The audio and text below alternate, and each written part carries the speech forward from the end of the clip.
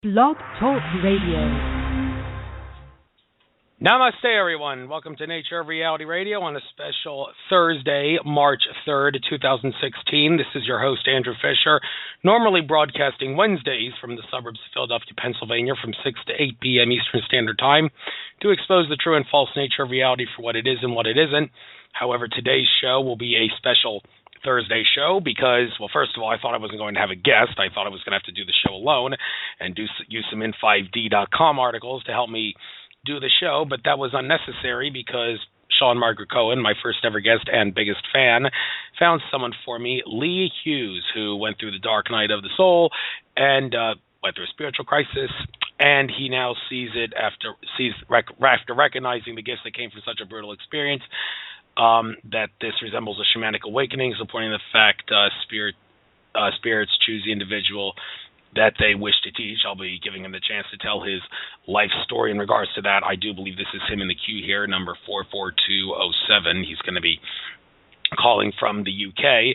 So he is the guest on the show today. A couple of websites. He has a Facebook page and also the website Hidden Worlds Emerging. Hidden Worlds, not world, worlds, plural, hiddenworldsemerging.com. Some pictures on that site. We'll be talking about a whole slew of things on this show. I have got some messages from him on Facebook that I'll be using as a guide, and also probably be using a couple of these sites that I've been provided links to as a guide as well. Sean Cohen is in the chat room. Says we're here on the phone. Leigh is at my home. Glad to see you're there. Okay, I'll get him on in no later than 10 after the hour. But first, as usual, we will start with the news, courtesy of Alex Jones and company at InfoWars. First article, live now, roundup of gun activists begin. Controversial arrests continue in wake of protests against government corruption. Alex Jones examines the government's campaign against different activists across the country. This, I think, might be a Facebook mentions video that he's got. Definitely encourage you guys to check this out. New World Order, Illuminati, whatever you want to call it, is seeming to come down a little hard in regards to tyranny in the most outrageous and corruptive ways now that they know that their time is almost up. And gun activists they see as a big threat to their agenda because those who support gun rights are a big threat to their agenda because if we lose the Second Amendment right to bear arms, we lose everything because that is what keeps us from being able to get overpowered by the government. The Second Amendment right to bear arms, if we can own guns, then the government will not be able to control us and inflict tyranny on us more easily. That's why they staged Sandy Hook and San Bernardino and lots of other shootings to justify disarming the common people. So let's not let them get away with that. So I guess it says video unavailable. Sorry, this video cannot be played. Not the first time I've seen that happen with a Facebook mentions video with Alex Jones. Don't know if that's some sort of NSA hacking or whatever, but if the video is available, I guess everybody should watch it. Next article, Facebook refuses to remove Assassinate Donald Trump page while censoring mild criticism of feminism at the same time. While censoring posts mildly critical of feminism, Facebook has refused to remove a page entitled Assassinate Donald Trump, claiming that it doesn't violate the company's community standards. Well, Facebook censorship is nothing new to me. It seems like, I have currently been trying, I'm always trying to post that video, Secrets Police Don't Want You to Know, everywhere, and it seems like Facebook is banning me on a daily basis now. It used to be where I would post that video or even my shows on lots of Facebook groups, and they would eventually ban me for like a 2 or 3 week period, and when the ban was up, they said it was up, but it actually turned out to be a little longer before I could post again. Now Facebook's taken a whole new approach to that with me. They seem to be banning me for a day, and then when I start posting again and post on 10 groups, they ban me again for a 24-hour period. Then this could be a vicious cycle, and I can't post on event pages like I used to all the time. I used to be able to post on a lot of pages, event pages on Facebook.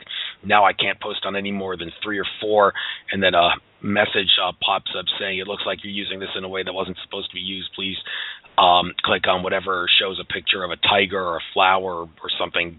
Click on all the pictures that show that, and I have to do that. And it looks like Facebook is starting to keep me, watch me and monitor me closely to prevent me from posting that. So, Facebook is very selective in regards to what they allow and don't allow. They are a New World Order front group, with Facebook creator Mark Zuckerberg being a New World Order minion in many ways.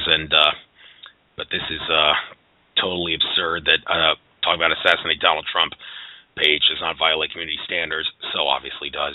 Freedom of speech does not give you the right to talk about killing people, unless, of course, you have the right to kill people, like the right to, if an officer is using more force than necessary when he's arresting you, then it is perfectly legal for you to kill the officer in self-defense. Not that I advocate doing that. It's not a good idea, not just because killing people is bad, but because the courts, even though the law and the facts is on your side, they may not agree with that. So, well, you guys get the idea. Next article, live GOP debate analysis. Oh, this is just a analysis thing of the GOP debate. I really haven't been paying too much attention to these debates. Probably should pay a little more attention than I used to. I mean, it was nice to see Jeb Bush is no longer in the running and all that. And is Donald Trump worth it? Well, I mean, a lot of things he stands for seem pretty patriot community and freedom fighter-ish, if you know what I mean. But at the same time, if Donald Trump were to become president, is he going to act like a dictator, or is he going to act like the president is supposed to act, which is supposed to faithfully execute the laws passed by Congress, and any executive order that the president signs must be within the confines of the executive branch. And if the president goes outside that bounds, he's acting like a dictator. If he tries to pass laws that Congress has not passed, or Congress does not allow him to pass, then he's acting like a dictator. So Trump, he better act like he understands that if he becomes president. Some people say Donald Trump is a red herring, but I used to think that too. But I'm starting to think maybe he really is on the side of the people. And if he was a Illuminati New World Order establishment minion back in the day, he's certainly leaving that now. And he's not being extremely wealthy and all. It's not very easy for the powers that be to do a JFK or a Judge Scalia wink assassination on him to stop him from becoming president. So keep an eye on him. Don't let Hillary Clinton become president. She's an Illuminati grand dame and a shape-shifting reptilian alien. And also Ted Cruz. Ted Cruz, he's not even eligible to be president because he was not born in America, and his parents are not natural born. So, he seems to be turning a little bit more establishment in a couple regards. Like recently he said Edward Snowden is now a traitor. I mean, is he going along to get along, or is he just too cowardly sometimes? Well, either way, even if Ted Cruz does have some good parts about him compared to many politicians, he is not eligible to be president. So the fact that he's on the ballot, it shows just how apathetic, or should I say pathetic, some people are. But anyway, next article. Video. Trump camp destroys conservative Mitt Romney with his own words. Romney supports amnesty, man-made global warming, Obamacare, and abortion. The Trump campaign released a powerful video taking down former GOP presidential candidate Mitt Romney hours ahead of a scheduled anti-Trump speech in Utah. I believe there was, not that long ago, some talk about how they were going to try to use Mitt Romney to run in the presidential election again if Donald Trump was gaining too much power, because Mark Rubio is the Illuminati minion frontman on the Republican side, and Hillary Clinton, of course, is their minion frontman on the Democratic side. And but with Donald Trump gaining traction, it looks like neither of those puppets are gonna get into this, so they may resort to using Mitt Romney. Not that it's going to help them all that much. All right, next article. Who said it? Donald Trump has shown an extraordinary ability to understand our economy, to create jobs. For Romney to turn around and so blatantly ignore his track record when blasting Trump is, in a word, preposterous. Moments ago, Mitt Romney concluded a fiery speech in which he blasted Donald Trump, accusing him of being a con man and asking Republicans to choose anyone else. Among the point he brought up was that Trump's domestic policies would sink America into a recession, that his foreign policies would make the world less safe. He criticized Trump's personal qualities, calling him a bully and a misogynist. I must plead ignorance on what that word means, misogynist or misogynist, whatever it's pronounced. But I already talked about this just a couple seconds ago. But Trump's plan to build a wall and all that, to make the wall really tall, like at the Mexican border, to keep illegal immigrants out. I mean, like I said, the president is not supposed to have dictatorial authority to do that. He's supposed to answer to Congress. I mean, the president can recommend Congress, hey, I suggest we do this, I suggest we do that. Let me act like a quarterback and call the plays, but if Congress nullifies the plays, the president must act like he understands that. All right, now next article. Syria reports nationwide electricity outage. Electrical workers determine the cause and begin restoring power. The Syrian government reported a nationwide power outage Thursday, the latest electricity problem in a country that has seen frequent outages during a 5-year war involving the regime, rebels, and terror groups. Don't really have time to get into this now. We can look at it later. And one last article. Marooned on the Greek border. Jungle-like refugee camp springs up and grows rapidly at Idomeni. Macedonia officials temporarily closed the border for all. Oh, good. Someone's finally acting like they understand that we need borders to keep a country from collapsing. Giant refugee camps have sprung up along the Greek border with Macedonia, and up to 11,000 migrants have become stuck at the Idomeni border crossing, a bottleneck on the Balkan refugee route through which thousands of asylum seekers try to reach Europe. All right. Just quick things in the chat room. Sean Cohen has a couple of websites for me to upload. I will actually get them up right now. Well, if actually the first one you put up, emergingworlds.com, it says this website is no longer in service. And also globalhealingexchange.com, the body is a temple. Let me get that one up. All right, I can use this site, I guess, as a guide to help me throughout the show. And Leigh, I'm sorry I'm a minute behind schedule here. I said to get you on at 10 after the hour, but I really want to get these websites up before I get you on the air. All right, well, this is mostly just a picture website here. So without further ado, number 442076. I'm assuming this is Leigh Hughes. Is that you? Hi. Yes, it is. How are you? How you doing? Glad to have you on the show, and I'm glad that Sean Cohen was able to find me a guest. So don't get me wrong, I could certainly have done the show by myself if I wanted to, and don't get me wrong, I also probably could use a few shows in which I host by myself to get some practice in regards to that. But hey, don't get me wrong, I keep saying that, but it's true. Yeah, but it's certainly true that having a guest on is probably better than not having a guest on, regardless of how good a lone wolf solo host I can be. So I'm very glad that you were able to come on. You seem like a very interesting individual, even though you may not have a household name compared to a lot of the other guests I've had on. That doesn't mean that you cannot be a great guest, because I've learned that just because a guest does not have a household name is no reason for them not to be very knowledgeable about a lot of the things they discuss. But with that being said, I think it makes sense, since a lot of people may not be familiar with you, for me to give you the chance to tell you your life story. Like I said at the beginning of the show, after experiencing a psychosis in 2011, you went through a protracted spiritual crisis that resembled the attributes of the dark night of the soul, and that woke you up in many ways.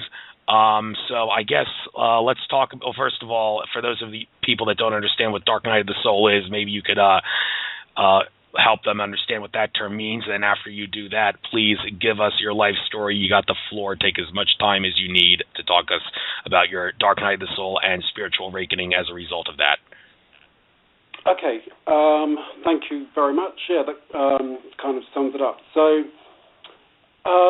dark night of the soul, it's kind of linked in. I think I'm going to do it this way, actually. And I think as I start talking and as I tell the story, people will understand what that dark night of the soul is, and it's quite often linked in with the hero's journey. So the hero's journey is it's written by a guy called Joseph John Campbell, and he was an American mythologist, writer, and lecturer. And so he's best known for his work in comparative mythology and comparing religions. And his work covers many aspects of the human experience, philosophy, etc. So the idea behind it is that a hero will venture forth from the world of the common day. So you're in like a normal situation, your life's pretty normal, everything seems kind of usual. And then something happens to you. So you go into this kind of region of what he calls like a supernatural wonder. And he says that like fabulous forces are there, and you encounter them, and a decisive victory is going to be won. So the hero goes off into this unknown realm, and he comes back from this mysterious adventure, and with that, he comes back with a power, and the power is to bestow a boon on his fellow man. So a boon is described as something that is helpful or beneficial. So with that in mind, that's what I would like to think that I'm going to be doing today. So I was going to talk a little bit more, if that's okay with you, about the hero's journey. So as I mentioned, so you're going along in your everyday life, everything seems pretty usual. Then something happens. So he describes that as a call to adventure. Then you have like a supernatural aid. So something supernatural happens to you. So it kind of jars you out of your usual life. So then he talks about the threshold. So this is like going from one state of consciousness, I guess, into another. This is the way I would describe that. And you go through this kind of period of transformation. And with that, there's lots of challenges. So, like all great stories, everything's normal in the beginning, isn't it? In every good film, then something happens. People go through this like huge adventure, and then hopefully at the end there'll be like a happy story. So this is the idea. So he describes it. There's challenges and temptations, and then when you're going through the challenges and temptations, you go in. He says it's like an abyss. So you're going to like an abyss, which you could kind of see as like like the dark night. So this is where the dark night of the soul would come in. So you're into the abyss, into the unknown, and this is often described as a death and rebirth experience or a revelation. If anybody wanted to, by the way, if you Google the hero's journey, there's a diagram on there as well. So after the death and rebirth, you go through like another period of transformation. Then you come to a period of atonement. So obviously, like atonement is kind of described as the atonement of Christ, isn't it? Maybe, or some kind of savior, or something, or some kind of consciousness. So that atonement, all mankind can be saved. So this is like the idea. And then you kind of, after you've gone through all these kind of struggles, you're on the return journey, and this is described as the gifts of the goddess. So as I kind of tell the story, I hope this is it's a really good backdrop for me, and I'm going to be using it as a reference, and I've kind of structured the talk around that. So I think the best thing to do is start, at the beginning, which is where you're just going along kind of, fairly happily in your life. So I'll just give you a little bit of background about myself. So it wasn't completely out of the blue. When I look back now, so for example, I would say, I'll give you like a few examples. So I've seen ghosts, for example, or what I describe as ghosts. I've seen people, like a ghost, for example. There's a big park in London. One day I saw somebody hanging from the tree in there, which is kind of weird. And it wasn't like a live or a dead person. It seemed to be something which was kind of old or ancient, for example. I'd had kind of visions of certain descriptions, friends that died, for example. I'd be sleeping, and I'd wake up in the middle of the night and hear music, and I'd kind of meet them on the beach or something like that. It's all kind of very pleasant, and everything's very nice, and we were like sat under the stars and talking, this kind of thing. I've always had experiences when I've been with friends, or lovers, whatever, actually, and I've seen people move across their face, so kind of overshadowing or overlaying, I think that's referred to. So it could be said that this was like a bit of a nudge. So I thought, okay, well, I better kind of look into this. So I started reading up about it. For example, I read Life on the Other Side by Sylvia Brown. And then I've read another really important book at the time for me, was actually Deepak Chopra's Quantum Healing. that was a very significant book. And at the time I was working full-time as a flight attendant, so I was going around the world and having a nice time, going to these ancient sites, off to Chichen Itza, all these kind of places, going to India a lot, so I was getting like massages over there, like Ayurvedic treatments. And so that was another time I had like an experience. So I was on the massage table, and the massage had finished, more or less, and I felt this sensation on my forehead, and it was like flame, like a kind of, like something dancing on my kind of third eye. I didn't know that at the time. And so I said to the person who was doing the massage, I said, oh, no, who was the other person in the room? And they said, oh, there wasn't anybody else. He said, let's just say I called somebody in. So I kind of like, okay, let's not go too far into that. So I stopped working as a flight attendant, and after that Ayurvedic experience, I was like, okay, I need to look into that. So I started looking into it and started reading up about all the Ayurvedic traditions, which, for anyone that doesn't know about Ayurveda, it's based in southern India. It's an ancient tradition, goes back thousands of years, and they say it's kind of passed down in the Himalayas by the gods. So it's very interesting, and I thought, well, I'm going to go and study it. So I went over to India, and but actually before I went, just like a little side note, I went to see a friend of mine, and he was a tarot reader, and he pulled two cards, which, at the time I didn't really think much of it. So one of them was the Fool, and the other one was the Tower, and it didn't really mean much to me at the time. So I went to India. I didn't like it that much, to be honest, so I came back, and then I did some more courses in London, became a massage therapist. I was kind of happy. I thought I was in the swing of things. I thought I was like, I had this kind of healer. I was a bit kind of arrogant about it, I guess. And so anyway, I went to Morocco on holiday. I was in Morocco, and I met this lady in the hotel, and she said she was a Reiki teacher.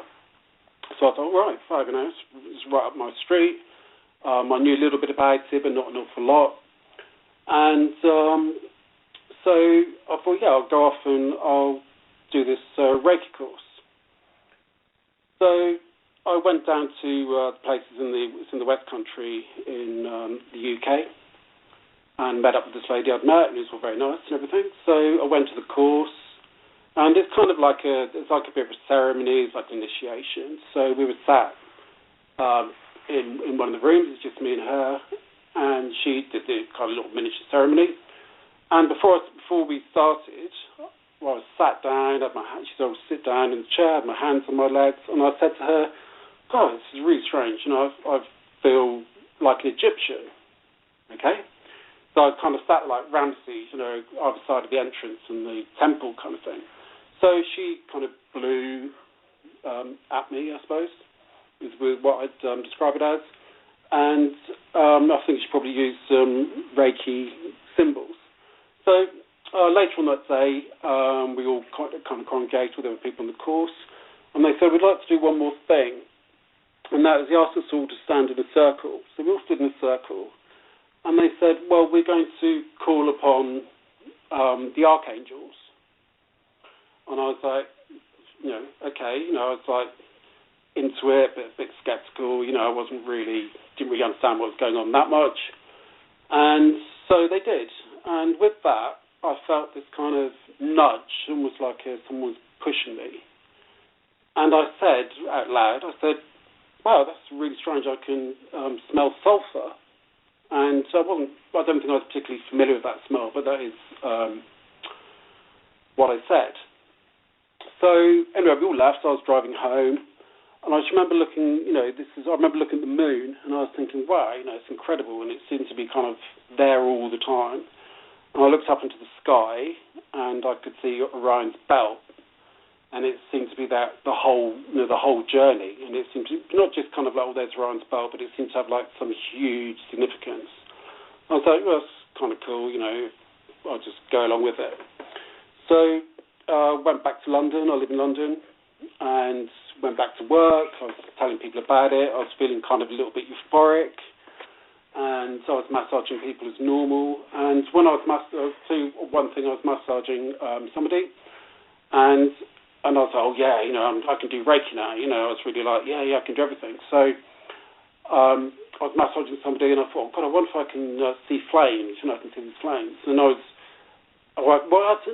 thinking, can I see energy? That's what I was thinking. Can I see energy? So the room was kind of dark. It was a massage room. So, and with that, these kind of lilac flames were going up and down my arm. So I was like, okay, kind of weird. So, this is kind of what I asked for. So, I was really flying with it, and I was like, my God, I've really arrived, And so, I was feeling like Buddha almost, and my eyes seemed to be half closed, and my heart was racing. It was real heart energy. I was hugging people and saying, God, you've got to feel my heart.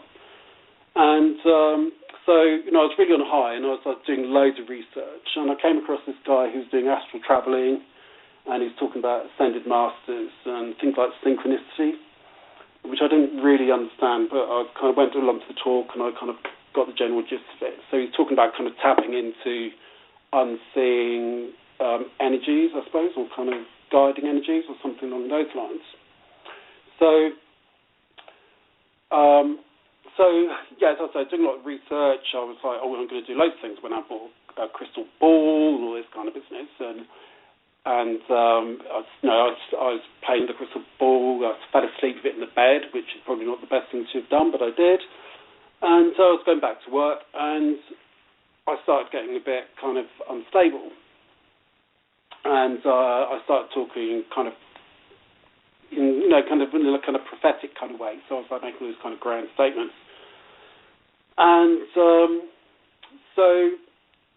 I was asked, very gently, but I was asked to leave work and to kind of go home and, to see how he felt. So I'd arranged to, as I said, I'd met this person before, and they talked about synchronicity walking, when you walk around and see if it kind of synchronizes. So off I went to meet this person down by the London Eye, which is on the South Bank next to the Thames, right in central London. So I phoned a really good friend of mine at the time and said, right, you've got to come down, it's going to be amazing, it's going to be amazing. So he came down and met me at the wheel, but I was really, really unstable at this point. And I was talking about the things were going to happen, that there was going to be a terrorist attack, that there's things in the sky, these kind of statements. But I was kind of observing myself, but it just seemed that something was kind of talking through me in some kind of way. So I was taken home, and so I kept on talking this very kind of prophetic kind of way, and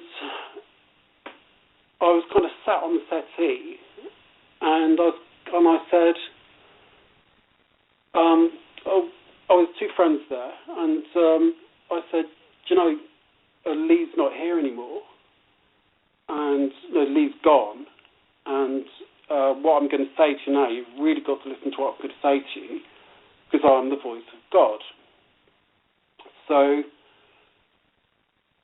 obviously that was quite shocking, and I could hear myself say it, and I was like, well, no, it does feel right, and I felt like I knew everything at this point. And everyone was really concerned, obviously, and they were saying, try and eat, but they just wanted me to act normally, and I said, well, I can't eat, and I was literally trying to put food in my mouth, and I just could not eat. I needed nothing in my body, and I said, I don't need food anymore. I just need honey, and I need tea. And I was saying, right, you've got to do yoga, and you've got to get in these positions and the rest of it. So obviously everyone was very concerned, and they gave me some sleeping pills, fine, went to sleep, woke up the next morning, and it was still going on. And at this point, my friend had contacted the lady that I did the Reiki course with and asked her to come into London. So she was on her way. So he went off to the train station to meet her. I was like, okay, you go and do that, because I'm Jesus Christ today. So I'm off. So I thought to myself, I know I'm going to go. I'm off to St. Paul's. So St. Paul's is just across the river from where I live. So I turned up at St. Paul's. I had a bag of me, some medication, some money, and my passport. So I turned up to the church, up to the cathedral. It's like obviously a major cathedral. And I said, you know why I'm here? I need to see the dean, and you need to take me to the crypt. And you need to get me the Bible because I'm going to read the book of Revelations. And they said, we've got a service at 11. And I said, well, yeah, that's why I'm here. I'm the one I'm going to be the one that's taking the service today. So he took me to the crypt, funny enough. And it was kind of really near the dome. It was kind of underneath the dome. And I was talking about the book of Revelations. I was really quite disturbed. And I started singing, like really singing, and at that moment I kind of fell to my knees and said something along the lines of, why have you forsaken me, or something like that. And, it's really disturbing for everyone around, and I remember seeing tourists and whatnot, really staring, and they looked really, really shocked. So I'd gone from this kind of high into this kind of period of like real desperation and real awful desperation and feeling. So while I was in the cathedral, I was kind of looking around, and I could see all this kind of geometry. I could see lights flashing up in the dome. I'd been listening to this kind of guided tour, and they were talking about Lady Diana and the wedding and all these kind of things, and everything had huge significance. And I was looking around, and I was like, oh, yeah, these are the 4 directions. These are the 4 horsemen of the apocalypse. And I was really fascinated with the font, for baptism. So I was like, and I was on the phone, I was trying to phone my friend John. And it sounds quite comical now, but I was going, you're John the Baptist. You've got to get yourself over to St. Paul's. You're John the Baptist. I need you. And I was phoning Liam and my friend, and he turned up with the lady who did the Reiki, and I just had this unbelievable sinking feeling, and I just thought there's going to be an almighty battle. There's going to be a battle in the skies. This huge battle, and there's going to be like a devil figure, and there's going to be like a Jesus figure, and the gods are going to be, it's going to be Armageddon, and there'll be some kind of revelation, and it was just absolutely horrendous. So anyway, at this point, the police had arrived, and they were saying, well, what are you doing, blah, blah, blah, and I said, well, I'm Jesus Christ, and you've got to listen to what I'm saying. And they went for my bag, my passport, this kind of stuff, and said, well, where are you going? And I said, well, Jerusalem, obviously. And I need to get to the airport, you need to take to the airport. So anyway, obviously I was really unstable, and I was taken to hospital. So I went to the hospital, and things kind of went from really bad to worse. And so when I was in hospital, some very strange things were happening, and I seemed to have this kind of real concentrated energy. So if someone touched me, for example, I seemed to have to move from one side of the room to the other in this kind of leap. It wasn't kind of normal. And I was feeling these winds, so I was wandering around, and I was saying, I'm Jesus, I was taking my clothes off, you need to give me a blanket. I was trying to hug people, and I was going, oh, you've got a beautiful soul. Other people I was pointing at and saying, God, you're the devil, you've got the devil inside you. So, it was really worrying for everyone, and I kept trying to fly and all this kind of stuff. So it's very strange. The main thing is that I could really feel these energies of people. And then I started going on about repentance, and I was trying to get people to repent. I was being, you've really got to repent, you've got to repent, you've got to repent, you've got to repent. And some people were kind of being very gentle with me, and some people were being very dismissive. And one of the people who was being very dismissive, unfortunately, was one of the nurses, and I got into my head that she was had like the devil inside her, or she was the mother of the devil, or this kind of thing.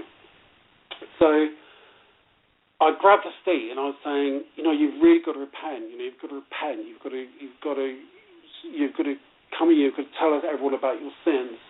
And obviously she tried to get away from me. It's completely understandable. She fell over and she broke her arm. So the police were called. So I can't really remember what happened immediately after this, but I remember being kind of in a corner. The police arrived and they pepper sprayed me. I was, I was having this internal battle anyway, like good and evil forces and all the rest of it. So I was really struggling. And, I was basically psychotic, I guess, and or having psychosis. This is what you'd say if you're pathologizing and you're a doctor. So they got me on the floor, they handcuffed me, and I seemed to have the strength of like 10 people. It was absolutely incredible. So when I was there and all these policemen were turning up and everything, I kept looking at them, and I got all kind of archetypal. So I was looking at one of them, and I was like, I was going, you've got a dog, which will make sense later as I go through the story. And another one of the female police officers being really kind of friendly. The other ones were pinning me down, and all the time I was coming out of all this religious stuff. So I was saying things like, I was saying repent. I was saying things like, you get behind me. I was saying things like, you've got to take your boots off, you've got to walk behind my footsteps. And I was saying, so I was singing as well, and I was singing things like, dance wherever you may be, I'm the Lord, and all this kind of stuff. And I wasn't a Christian, do you know what I mean? And I'm still not a Christian, but I was coming out with all this kind of religious stuff. So when I was down there on the floor, I had these kind of energies, and I was on this kind of, they put a mattress down, and I was like, I could feel these energies, and this kind of judgment. I was being really heavily kind of judged, and all the things were kind of things what I've done in the past were coming up, and, it was just like absolutely horrendous. So this whole repentance thing kept coming up again. And with that, this kind of demon, I can only describe it as that, in my mind's eye, because nobody else could see it, so it was in my mind's eye, came out of the ground and was pulling me into the earth. I can't describe it in any other way. So I was absolutely petrified. Obviously, I was screaming. I was trying to escape. People sat on top of me, and I was shouting, "Show me the green! Show me the green! Show me the green!" Which really didn't make any sense at the time. But the green. They had like jackets on, so the policemen's jackets had these kind of big fluorescent stripes in them. So I was like, oh yeah, I was really looking at that, and this green idea seemed to give me strength. So anyway, this demon was pulling me down into the ground, and I was really struggling to get away. And because I was injuring myself, because the handcuffs and my feet were handcuffed as well, so I was really struggling, and I was really trying to get free, and they were obviously getting worried because I was injuring myself, so they thought, okay, what we'll do is inject him. So they injected me, and as they injected me, I could feel like this blood running down my face, and I thought, my God, that's thorns. I've got a crown of thorns on my head. I've literally got a crown of thorns on my head, and because I had been injected and they picked me up, as they picked me up, I was like, they held my arms up by my side, and as they lifted me up, I was like, I'm on the cross. I'm literally being crucified. I have been crucified. And so they took me off to isolation, and when I was in the isolation ward, it was like a room. Very strange experiences. There were 4 windows there, for example. Well, there's one window and 3 doors. One was to the main corridor. One was like an isolation bay, and the other one led to the outside. And there was like a big sign outside saying one way and all this kind of stuff. And I thought, oh yeah, that's God. The way to God.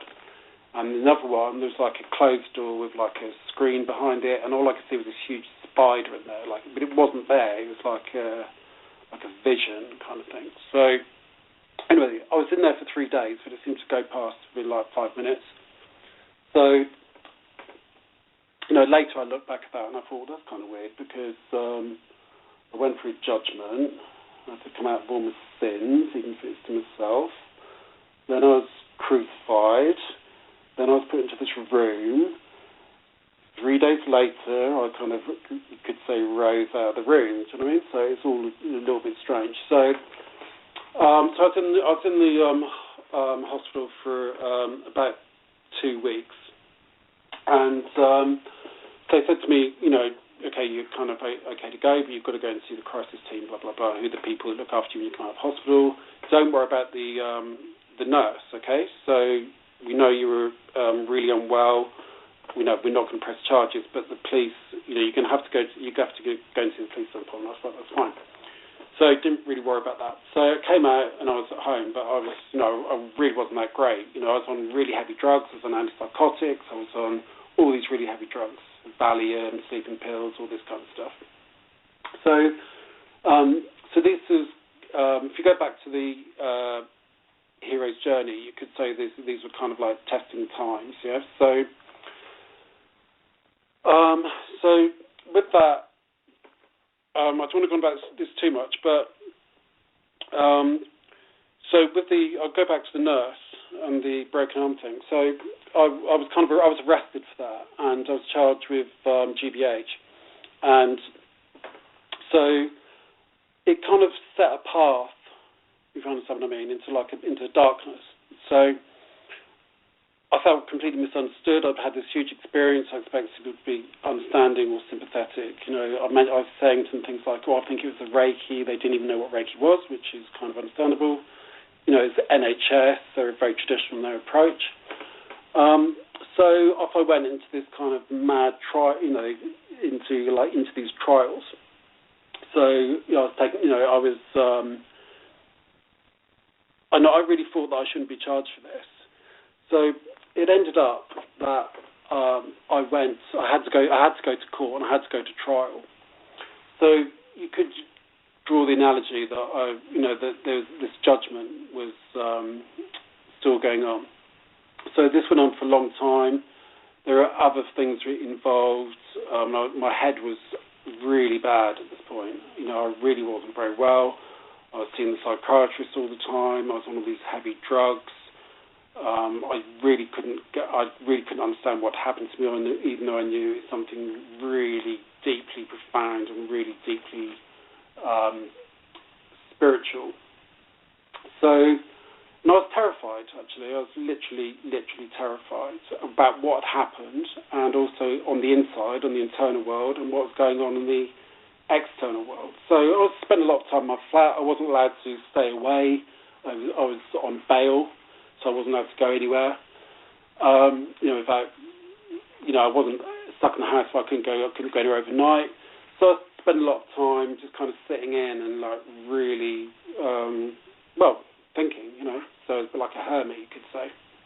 And things were happening. So I was looking at TV and stuff, and everything seemed to be like metaphors, and things seemed to be like synchronizing. So I'd switch on the TV and all these symbols would pop out, the adverts, or I'd go for a walk down the street, and my friend was amazing, really looked after me, and we were walking around the Thames, and these bridges would go round and round and round. I'd be walking down the road, and all these symbols would be popping out. I saw crucifixes popping out of the ground, all these Freemasonry symbols were on all the buildings. I seemed to be tapping into some kind of energy, or something was going on, and I was feeling really unwell. I was feeling really unwell. I was feeling completely haunted. And as I said, all these kind of synchronicities were happening. Everything was like metaphor. I'd switch on the TV, and it'd be something ridiculous, like some really rubbishy program, like a program about weddings or something, and I'd be like, oh my God, it's Antony and Cleopatra, and so everything seemed to have like a metaphor for it. So I was really unwell, and I was getting worse. I was having all these external pressures, internal pressures. I felt like I was being possessed. And so I thought, everyone was really worried. And I thought, well, I had this profound experience, and I really didn't know what it was. And I kept thinking, well, it's the Reiki, it's the Reiki, it's the Reiki. So I was on Google all the time, and I was Googling. And I was looking up things like possession, and I was coming across all these things about jinn attacks, psychic attacks, this kind of stuff. And I was looking up shamans. I was like, oh my God, I need to get exercise, So I was going down to Catholic Church and all this kind of business. So anyway, I did go and see a priest actually at the Catholic Church. And I was telling him all about it, and I said, I feel like I'm possessed, and can you please do an exorcism? And he said, well, how's your mental health? And I thought, well, wasn't great, and so we'd have to talk to your psychiatrist about this. So no matter where I turned, there was no answer. Psychiatrists don't understand what's going on. The church wouldn't do anything because they said you're crazy, and I thought, well, how the hell do you expect the possession to look? Do you know what I mean? You're not going to be a bit, crazy. So anyway, one funny thing that happened was I was chatting to the priest, and something went across his face, like an overshadowing, and I was like, okay, John, this isn't great. So I started, as I said, I did a lot of research, and obviously because of the psychiatric element, I was looking up lots of things about Carl Jung, and he spoke about Reiki, and he spoke about something called the Conyard stone. That's the phone. 1 second, I think there's some technical thing going on. Yes, 1 we moment. just need the other phone. Hold on. So, Hold on.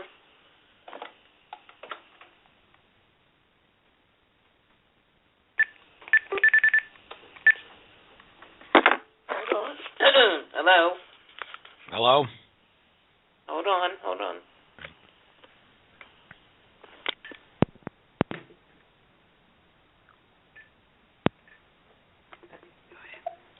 hi, can you hear me? Yes, I can hear you fine. Oh, yeah, great. Although there's an echo. Oh, no, I can't hear you. You're not there at the moment, and you've just dropped off. Let me make a note of that in the chat room, because Sean's there and she's with him.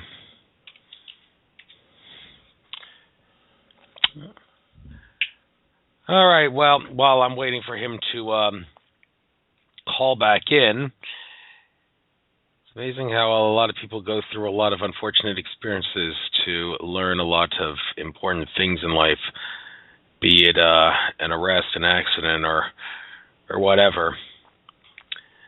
A lot of things can be interesting things can happen to wake people up, but other than that, we'll talk about some other things on the show when he's done telling his life story. Some things about secret societies like the Freemasons and all that. Definitely want to talk about that for a little bit. And also,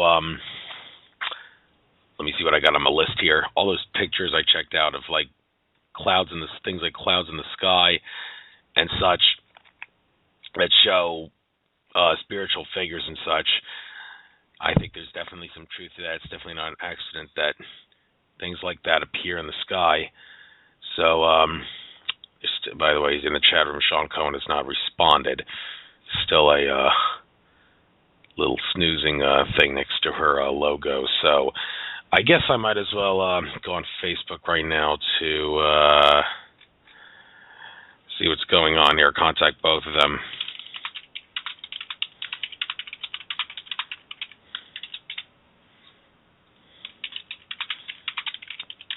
Letting them know if they can get back into the show. Asking them. All right. See, someone else came into the chat room here. Cosmos. It's nice to have you here. However, we seem to be having a little technical issue. All of a sudden, something happened. Don't exactly know what. He was coming in fine, and then I told him I can hear you, but then I heard that there was a slight echo coming back at me. So, not exactly sure what is going on here. Just contacted Sean Cohen and Leigh Hughes, asking if they can both get back into the show. And we are in the show. Can you hear Leigh? No, he is not in the queue. Yeah, okay. Call back in, please. I don't see you in the queue, but I'm glad you responded, Sean. No, I cannot hear him. That's on Facebook, where she just responded. So, no, I cannot. He's not in the queue. So, obviously, I cannot hear him. What did she just say? Okay, wait. All right, I will wait. And while I'm waiting, some of the other things we'll check out here, talk about during the show. Synchronicity, we talked about some of the stuff, Psychosis, the Veil, Illuminati Connection, Shamanism, maybe a little shape-shifting in there too. He writes, obviously can't hear someone if he's not in the queue. So it's a shame these these things have to happen. I mean, I don't want to have him use a house line to call, because calling across the Atlantic, that could be kind of expensive. I had to call across the Atlantic a few times because some. Oh, wait a minute. Here's another number. Oh, hi. Leigh, this is you. I see you calling in on another number. Yeah, hi. Yeah. We're having technical difficulties, but they've been overcome. So this is good. Okay. So we're back on. So okay. Where we So at? let me just ask. So far, you following me? Okay. Okay. Yeah. So okay. So you following me? Okay. So far. Yeah, I am. Yeah, good.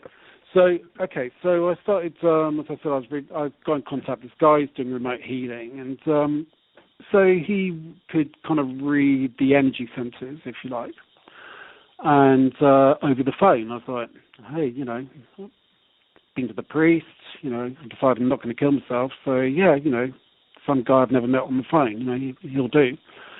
But he was really interesting, and he said to me, I'm going to go into your body and look at your energy centers, and this is what he said.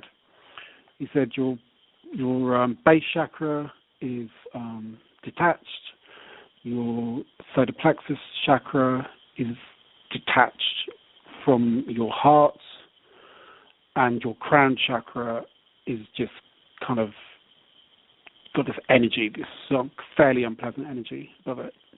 And he said, I can help you. He said, I can do this for you. But he said, the spirits, that's what he said, your guides are telling me you've got to do it yourself. You're going to learn how to do this yourself. And I was like, okay. So he gave me these essences. So he sent these essences in the post. So these are to replace the energy in your body. And as the energy goes into your body, it rebalances. So I suppose it's through some kind of somatic kind of frequency. And so with that, I started to get better. So I was getting better and better, and I decided, right, I'm going to come off my drugs. So I came off all the drugs. I was on really heavy drugs. And so I started to kind of feel better. The detox was horrendous, obviously. And then, I was getting some rest, and the court case had gone past. I was found not guilty, which was obviously a huge relief. But I still wasn't right, I still wasn't right at all. And so I took this evidence, so I was getting better, and then some very strange things started to happen. For example, I'd be lying in bed at night, and then I'd wake up, and there'd be, like not just waking up, but just like a sudden kind of awakening, and things would go into my head. So it'd be words I'd never heard of. So, for example, Thoth, Sufi, these kind of words. And I was like, hey, you know what they are? I don't even know what they are. So Google again. So I started Googling them, and I was like, okay, there seems to be some kind of guy called Thoth, and Sufi, well, they seem to be some kind of tribe that were in, they originated, from what I've heard, in some of their teachings come out of Egypt. I was like, okay, that's fine. So we'll go along with that. So then I came across words like Hermetica, and then I looked at some of the symbols, and I was like, well, they're kind of weird. They look a bit like some of the Reiki symbols, and like this staff of Thoth and all these spirals and all this kind of stuff. And I was like, is there some kind of connection? And I remembered thinking back to my Reiki, and I was thinking, well, it was very odd. I felt like Ramses or something at the time. And so there seemed to be this kind of connection, this kind of symbols, symbols. So I thought, right, when I'm kind of better, getting better, not hugely better, but a little bit better, I'm going to really start examining what happened to me. So I thought, right, start having a look at Reiki. And I started Googling it, and I see if there's any connection with Reiki and Egypt. And I came across something called Sekhem Reiki. And it's an ancient Egyptian word for universal energy and power. So it translates to the power of powers. And the symbol of Sekhem in ancient Egypt is the scepter, okay? So I was looking at these kind of symbols. And so one of the,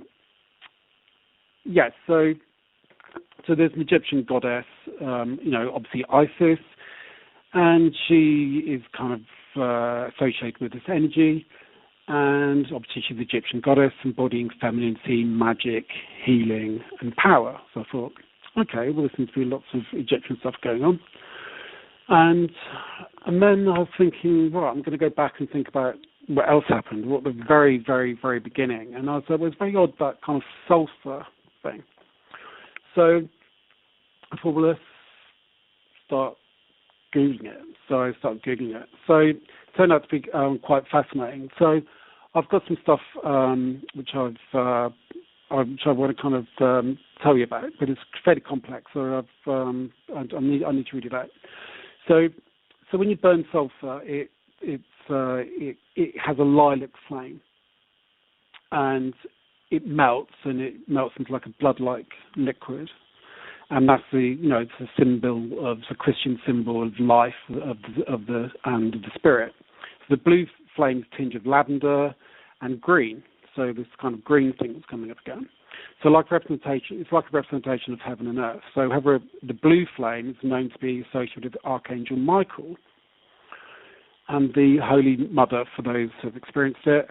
And the pastel blues and lavender, it says many healers see colours when they're engaged in healing. And some say green is the colour of the heart energy centre. So I was like, well, I've come across this before. Do you know what I mean? So when I was massaging, I saw these flames, and I was like, okay. And the green, because when I was on the floor in the hospital, I was going, show me the green, show me the green, show me the green. So this is like the heart energy centre. So it had some kind of connection with what this guy was saying. He said, your heart's tapped. So the heart is green. So I was looking, I was trying to absorb the green. I was looking for green, because obviously the green's got some kind of frequency or some kind of vibration or some kind of somatic healing property or something along those lines. So a little bit more about Michael. And you've got to remember that when I was in the Reiki group and they said we're going to call upon the four angels, and you kind of the four directions, I guess. So they had that kind of connotations of the four winds as well. And also remember when I was in the hospital, I could feel these energies or these winds. And you think about it's got a bit of a feel about the horseman and all this kind of feel to it as well. So the point of the sword is to prick the consciousness of those that are sleeping. So obviously that's got obvious metaphors. So, however, the manner in which this is delivered, it can be very powerful to the point that it can, trigger what, is being held inside of it. So the light, so what it's saying basically is, so the sword comes along, it opens up your consciousness. So it's like a light, it's bringing the light. So the light triggers the darkness, and the darkness triggers the light. And the idea is that this happens, so it's like a polarity. And so this happens. So the darkness, the darkness comes in, or the light comes in, should you say. And of course, there's light. Well, it just illuminates what's dark. And the darkness is the polarity. So it will show you what's light. So there's this kind of battle going on. So this is obviously, if anyone understands like a spiritual alchemy, then they'll be familiar with this kind of polarity of thinking. So, hi Andrew, can you hear me okay? Hello? Yes, I can. I was on mute. You yes, can hear I can me, hear yeah? you. Cool. Yes. So I'm just going to go on a little bit more, about Archangel Michael. I think it's really important. So Archangel Michael is also known as the angel of the last judgment, and as the wearer of souls. So there's like a pedigree, you could say. Dates way back to the captivity, the Israeli captivity in Egypt, for example. And there, the wearer of the heart of the deceased was Anubis, jackal-headed deity. That was identified with an important star in the Egyptian sky, which is Sirius, the dog star. So it's also it's said about him that his peacock-decorated wings recall the eye of the Egyptian goddess Mat, whose feather was weighed against the mortal's heart, which lay in the balance of Anubis. So you've got this kind of thing occurring, and I'm like, well, this sounds kind of familiar to me. So there's some kind of, you could call it a kind of judgment or initiation, and I was like, that's kind of odd with the dog, because I remember when I was going through this kind of judgment, and I was thinking, I thought the one of the policemen was a dog, for example. Do you understand what I mean? So everyone would seem to be playing their part in this kind of archetypical, parade, I suppose you could call it. So the other thing is, so also Michael was also known as the psychopomp. So that's the kind of conductor of souls to the other world. So thus Michael became like Mercury, like a guide for the dead. And also, people talk about things like St. Michael's Mount and all this kind of stuff. So it kind of turns out when you do a bit of research, they're built on dragon or kind of earth energy lines or dragon power. So you could say it's not really any coincidence that he's connected with destroying the dragon. So he also brings like revelation, inspiration, visionary glimpses of divinity. He brings ideas like a fearless kind of spirit, and he'll to the people that he's saying that the people that are destined to play an ushering role in the new age of Aquarius, like the sixth sun. So it's my understanding on the tarot cards, for example, Michael is one of the symbols on the card. It's like a solar disc. It's like a circle with a dot in the middle. And as a side note, if you look around, like loads of buildings are always covered in these solar discs. So he's also an initiator into the mysteries and the guardian of high places, spirals, and labyrinths. So he's the sun archangel, and he's celebrated in August. He's also and in September, August, September. So he's a sign of Libra, and obviously the Libra is the scales. And so this comes back again to this kind of balancing. So one of the things, or judgment, should we say, and you find that all over the place. So if you go to like in London, I don't know what it's like in the States, but in England, for example, the Royal Courts of Justice, there's like a figure on the top, it's all very dramatic and the rest of it, and there on top is a blindfolded woman, holding these scales. So it makes you wonder whether this whole thing about judgment and passing judgment. So one of the things that I was researching, and obviously because of the Toff connection, John Anthony West came up. So I was watching his videos, and they're absolutely amazing. They're fantastic, and I was completely transfixed by them. So he talks about the magical side, or the ethereal side, or the metaphysical side, and the mathematics, and these are ancient Hermetic teachings. So he talked about Luxor Temple, which was very, very interesting. And the interesting thing about Luxor Temple was that it seemed to be set out on like a numerical, sequence. So I'm sure loads of people know that it's the Fibonacci sequence.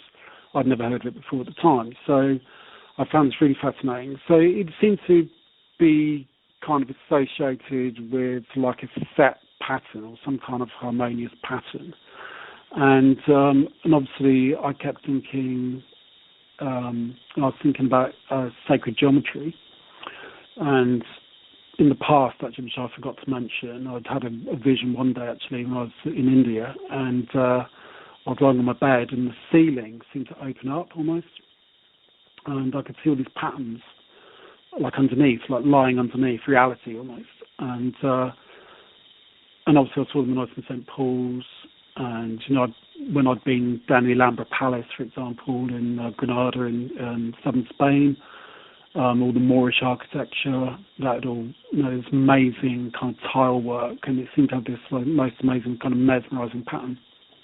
So John Anthony West was talking about Luxor Temple, and what was really fascinating about it was he talked about the body. The Temple of Luxor being laid out the Fibonacci sequence, and he also talked about the body being laid out in the Fibonacci sequence. So there seemed to be some kind of parallel between the body and the temple, and the layout of the temple, and this idea, obviously, of kind of Moses, if you like.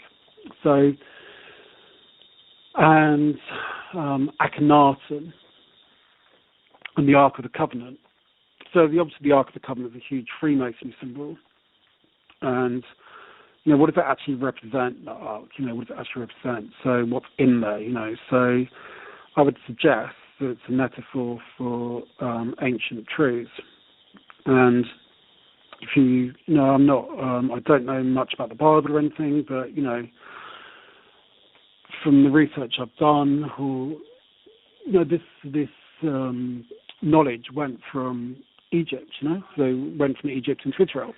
So it's Solomon's Temple, isn't it? So all temples seem to be laid out in this Fibonacci sequence. So the Solomon's Temple, and with the Solomon's Temple, you kind of help but think, well, he built that, and then you follow that line, and it's all comes out. Well, it's all Freemasonry. So there seems to be, I think that this kind of connection is starting to grow in me, and it seems to fit in with all the Hermetic teachings and things I'd known about in the past. So the very interesting about it was the idea that the body is a temple, and one of the websites you put up actually is a little article I did last week, an Australian magazine. I did a little thing about the body as a temple, and so if the body, is a temple, and the temple is like the house of God, shall we say, or a house of promised enlightenment, something like that. You could say that when the body enters that, when the spirit or the energy enters that temple, that it is going to enter in one place and move along that body and move up to a destination. So when you look at the Egyptian pharaohs, for example, and you look at the symbols like the caduceus, that kind of thing.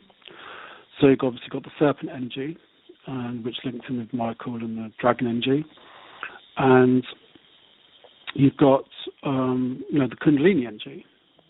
So it links in with kind of Hindu philosophy as well. And don't forget, I did a bit of Ayurvedic studying, so I had the kind of basic understanding of that. And so I was really fascinated by this. So I watched some videos, and they were overlaying the body in the temple. And then I started looking at Renaissance art. And I was spending a lot of time in the National Gallery. And when I say a lot of time, I was kind of drawn there. There was kind of this energy pool there. And so, I was going to look at all the Renaissance, and I was looking at all the symbols and whatnot. And actually, another thing about Michael, I came across this most amazing picture. So the picture is called Saint Michael Triumphs Over the Devil, and it's by Bartolome Bermejo, and he's 1468, so kind of Renaissance period, Spanish painter. There he is, Michael, and he's slaying this devil. Well, he does look a little bit, it looks a bit cartoony, but he does kind of resemble the one that was coming out of the ground when I was in the hospital. So I was like really transfixed by that. The other thing that came up with John Anthony West was something called the Papyrus of Hunifer, which is in the Book of the Dead. So this is kind of depicts, it's in the British Museum, so I went to have a look at it. So there's this kind of hall of judgment. So Hunifer's died, and I don't, if anyone who's listening, if they want to put up the picture, it could be quite useful. So it's the funeral the papyrus of Hunifer. So it's Hunefer. So what it depicts is Anubis. So we've already had the connection with Michael before. So Anubis is coming into, say, the Hall of Judgment, and above his head is the 42 gods, I believe. Well, there's not that many depictions on this, but I've read some of the 42 gods. And this seems to be linked in with Akhenaten on some level. And then these gods are passing judgments. And then the idea is that these are the first 42 commandments. And when Akhenaten obviously seems that Moses came out of the idea of Akhenaten, then they're reduced to 10. So you could say these are the commandments. So there's Hunifer, he's coming in, Anubis is taking him along, he's going kind of hallway, so to speak. So there's Mat again. So she's holding the scales. On one side's the heart, and the other side's the feather. So the idea is that you go in, and if you're kind of worthy, so to speak, or, you're not too sinful or whatever, you can pass by. And just to the right is Toph, who's the scribe, and he's taking note of what's been going on. And also by the scales is Amit. So Amit is a demon god who looks like a crocodile. So if you're like a sinful soul, so to speak, you'll get fed to Amit, and you get all gobbled up. So that was it. So it looks like Hunifer got quite lucky. So Hunifer is moving along, and is now being escorted by Horus. So Horus is obviously associated with the all-seeing eye, and with the kind of magic symbol, and which is a representation of the pineal gland. So obviously, I would imagine most people do know what that is. So the pineal gland is based in the brain. It's behind the sixth chakra. So I've been told, so to speak. So it does seem to make sense. So with that, the third eye opens. So it looks like he's passed judgment, so to speak. He's moving along. He's now with Hunifer. And the next people who come along are Osiris. And with him, it seems there's two figures. I believe one of them is Isis. So, so obviously when I looked at this depiction, I was like, well, this looks really familiar to me. And this looks like something I kind of went through myself. So, what does this actually represent? So, if at the end of this he turns into Horus, then who is Horus? Do you know what I mean? So, and obviously there's, if you do some research, Horus is sometimes, Christ is sometimes represented, it talks of the representation of Horus, and Isis as Mary. So there seems to be some kind of change or some kind of awakening, so this ability to see things. And interestingly, Osiris is the god of the underworld, and also of vegetation. So I was so this was obviously very interesting. So if you look at the Osiris myth. Well, hold on right there. I want to talk about this for a little moment. Couple of things about whether Osiris and the other characters that you see on the Egyptian walls. Well, first of all, is that religion or mythology? Well, some would say, well, it's both, because religion and mythology, as some like Jordan Maxwell assert, are the same thing. It's just that you wouldn't call something a religion unless you believe it, and you wouldn't call something mythology unless someone else believed it and you did not think that it was accurate. That's what Jordan Maxwell asserts is the difference. However, Robert Bouval, among other Egyptologists, have talked about how the Egyptians were very true to their heart and their belief that their gods, for lack of a better word, came from the stars. And it has been said, well, chances are they came from the Sirius star system and the Orion star system, possibly Leo, because that's where they talk about connections with the Sphinx. That's where they hypothesize that. But in regards to the Egyptian gods being real characters that came from the stars, or just some religious brainwashing that exists, just like how that was the religious brainwashing of the time that existed, like Christianity is and Islam and Judaism and all the other religions are a form of brainwashing in this day. Which side are you likely to take? Oh, well, I would say they were built on some kind of truth, and so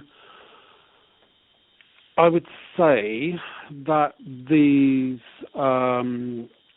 figures, or these like Isis or Horus or Thoth or Anubis, well, they can are they kind of subconscious energies or subconscious representations? Are they real energies? I mean, do they literally exist in the sky? Are these the absolute truths? I mean, people talk about the Egyptians being, kind of coming down from, there's obviously a connection with Mesopotamia and Assyria and Gilgamesh and, the kind of fallen angel kind of thing. And the idea that they moved into Egypt, so these are the kind of lizard kind of connection. So you could say in some ways that these are the kind of oppressors, couldn't you? You could look at it in that way. And the reason I say that is because I feel that this whole thing about judgment, obviously the Christianity picks up on that, the Catholics and, everybody talks about it, this idea you're going to be judged. Well, I wouldn't necessarily say that isn't true. Okay, so leave your body, so to speak, when you die and go off into this kind of other realm. So you've got these kind of tiers of heaven, haven't you? Or these kind of layers of consciousness, you could say, and you could say that they were connected with your chakra system, this idea that certain, they're all kind of expanding. So when you die, it could be said that depending where your consciousness is at that point is where you go to. So, for example, if you left your body and you went into the realm of the deities, which is linked in the Conyad state that Carl Jung talks about, archetypes, or if you look at the Tibetan Book of the Dead, and they talk about white light. I don't know an awful lot about this, when you just read it recently. It says white light, clear light, and I think it's blue light or something like that. So these seem to be different layers, and they're related to the bardos, which again seems to have some kind of resonance with this idea of the papyrus of Hunifer. So this idea that, right, so let me kind of make myself clear here, is that, yeah, I think it does exist, this idea of being judged, okay? But what you've got to ask yourself is, who's judging you? What is judging you here? Who are these figures? Who are these archetypes? Who are these gods, for example? Who are these gods that are going to be asking you these questions? Yeah, and I have another question about that. Yeah. Hold that thought about judgment for a moment, because the other thing I wanted to ask about this is about Egyptian symbolism, and I'm again going to ask you, which side are you on and why do you believe that? Okay. There's been a lot of debate, like when you see the big ball orb, whatever you want to refer to it as in Egyptian symbolism, they say that's the sun, like our sun, Sol, as they say. Oh, like the Akhenaten, yeah. Yeah, well, not just that, but also other what people say is sun symbolism in Egypt. However, in more recent times, it has come out that a lot of what we think is sun symbolism is actually Saturn symbolism. David Icke, for example, in his 9-hour talk recently said that I was wrong in assuming that that was sun symbolism. I've dug deeper into it and thought, no, the sun that they're talking about is the planet Saturn, which he asserts was much closer in the not too distant past to than it is now, and also it didn't even have rings. And we can get into, I don't really want to get into the whole thing about Saturn being crystalline. That's for another conversation at all. Yeah, sure. But one more subject. Zachariah Sitchin, he would say, oh, no, it's not the sun or Saturn, it's Nibiru. The Anunnaki played a big role in the history of ancient Egypt. So the sun, Saturn, or the planet Nibiru, which side are you on and why? Right, okay. Well, I don't know the answer, but I would say that going back into the ancient Egypt, going way back, and you've got the Dogon tribe, so which were down in Mali, and they've got stone circles and whatnot down there, and they seem to represent. I don't know if it's true. I've not been there. Do you know what I mean? So I'm just going what I've kind of read, but they seem to have some kind of connection with Sirius. So I'll tell you why that resonates with me, and Sirius resonates with me because obviously with this, with the symbols and everything, and I kind of followed the Freemasons. So there seems to be some connection, obviously with the pyramids and with Sirius. So just for example, you said that Sirius had some kind of energy, or some kind of light, shall we say, and so if you're talking about astrology, the Freemasons seem to be obsessed with it. So if you talk about astrology, then you could argue that at certain positions or at certain times of year or for, certain cycles, and Sirius is in a certain position, and then could you not say that the pyramids, there's been a lot of talk, isn't there, about whether they were tombs or whether they were initiation chambers, this kind of thing. And so I believe that John the Baptist, actually, to bring him up again, is he's a patron saint of Freemasonry. And it's my understanding, I know there's loads of different theories, but obviously, people try and string they kind of piece their own story together. So, I think it's a part of the human condition, obviously, to try and, make your puzzle work. So it could be argued, just pick out the bits you want. But there is, a theory that John the Baptist is, in some way connected with Sirius. So if you said that, and if you talk to, if you look at videos by Santos Bonacci, and he talks about astrotheology, so he would say that they were just, all these figures are just representations of the stars or the planets, so, and cycles.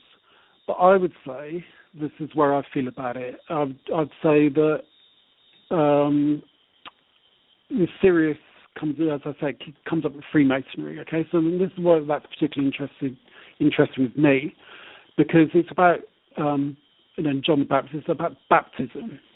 So when you look way back and you look at the ancient priests in Egypt, so you have these kind of Sem priests, this SEM, and they were the shamans. And one little connection which you might find interesting, they always wore aprons. Okay, so they always wore aprons.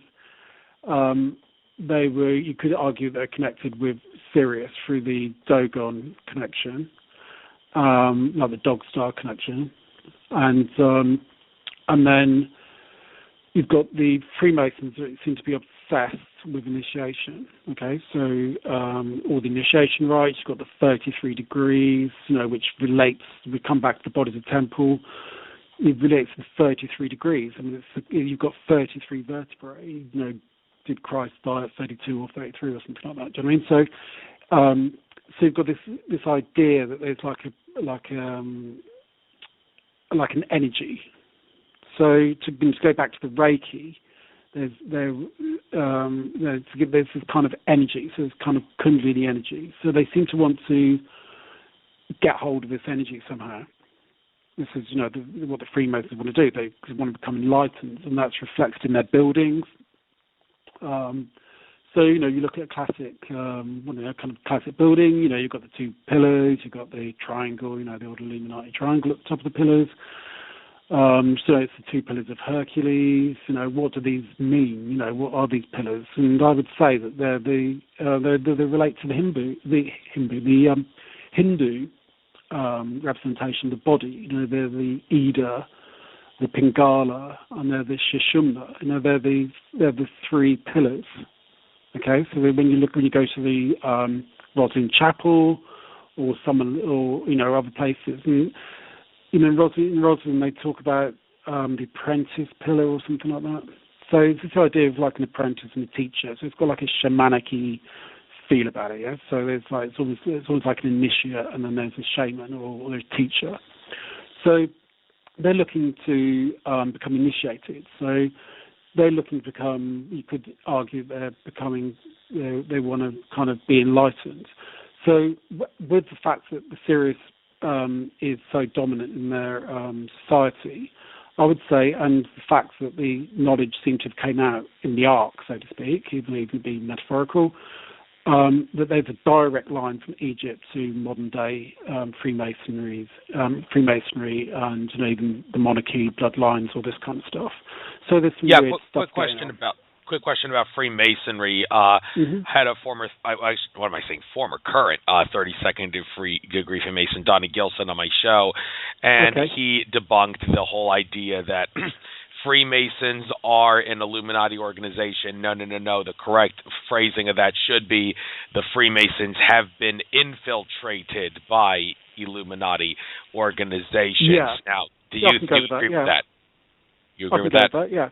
Yeah, it makes sense. I could. I mean, well, the thing is, it's your intent, isn't it, more than anything else? So, the knowledge isn't going to change. Just, knowledge is the knowledge. I mean, so if it's Hermetic knowledge or whatever, or it's like the truth, this kind of truth-seeking thing, So everyone seems to be obsessed with, you get into this kind of way of thinking. You're just kind of obsessed with the truth. Do you know what I mean? So, that links into the body as well. It's kind of left brain, right brain thing. There's logic, and there's like a more ethereal kind of imagination kind of stuff going on.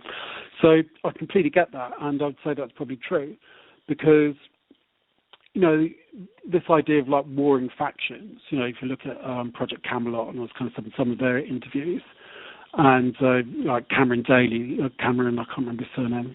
Sealy or Soley or something like that.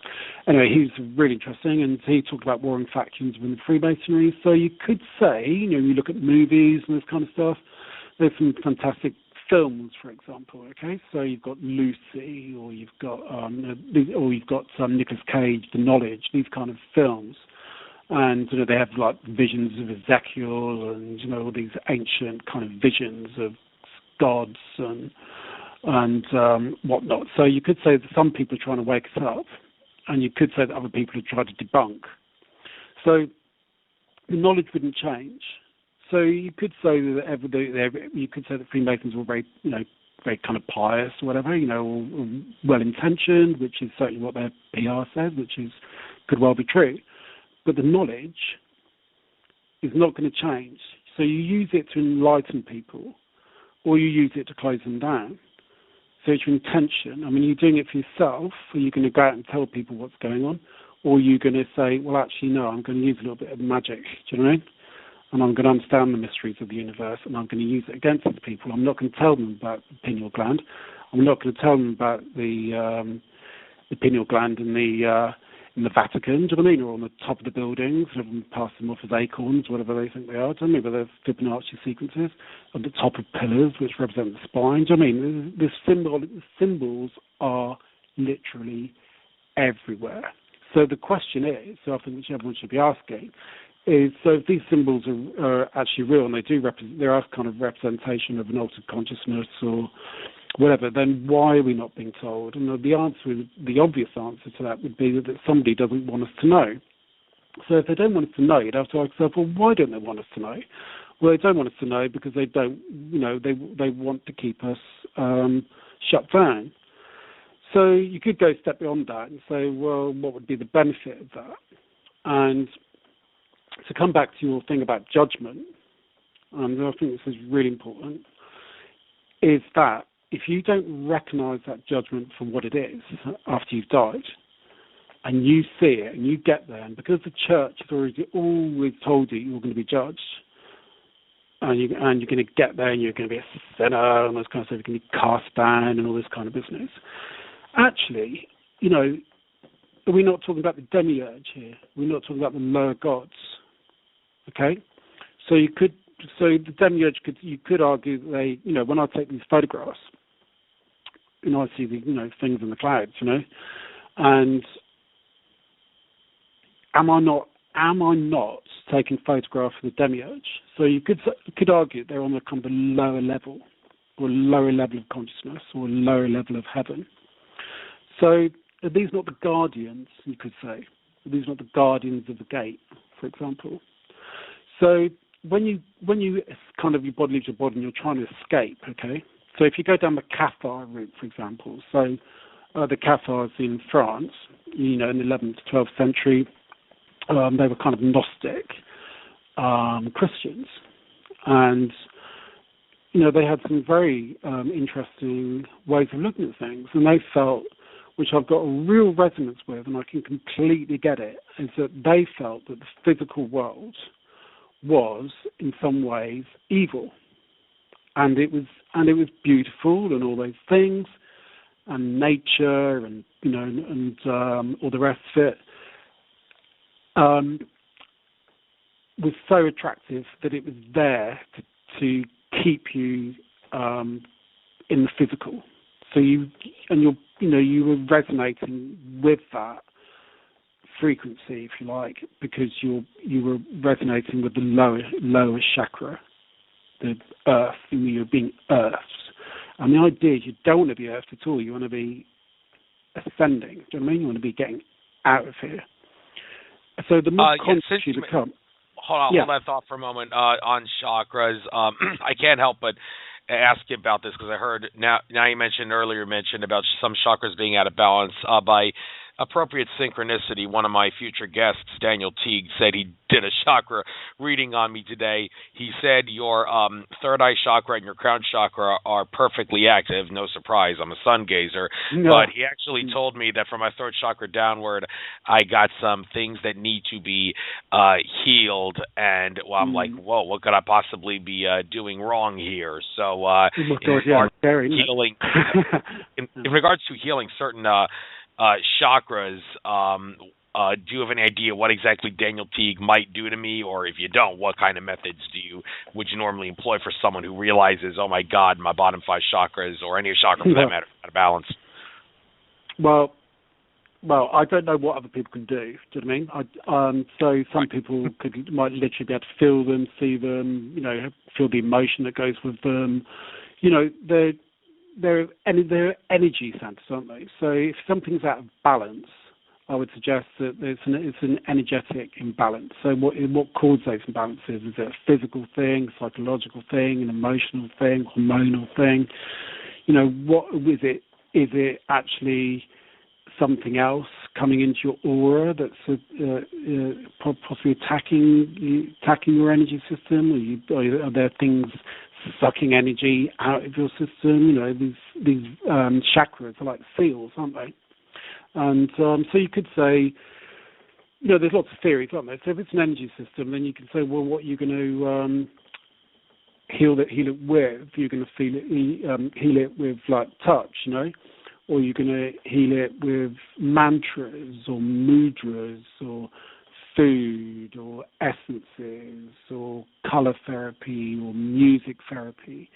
Well, hold on just a moment. In regards to healing it, I just want to point out a few weeks ago, I actually did an 8-day program in which from the first day I did a root chakra, a 15-minute healing, and then each day onto that, I went up and up and up until the crown chakra, and then I took a day off, and then the day after the day off, I did a 20-minute session where each chakra has just like a couple minutes of it all the way. So I'm thinking, well, that healing session where I did 15 minutes on each chakra for 7 days each, and then a 20-minute session where I do them all should have like healed them well. But I mean, apparently because of this reading Daniel Teague did on me, I'm mistaken. I mean, is it that those healings were not enough, or is it a matter of like in the couple weeks since I did that, some things have caused my bottom 5 chakras to go out of balance? What's the deal?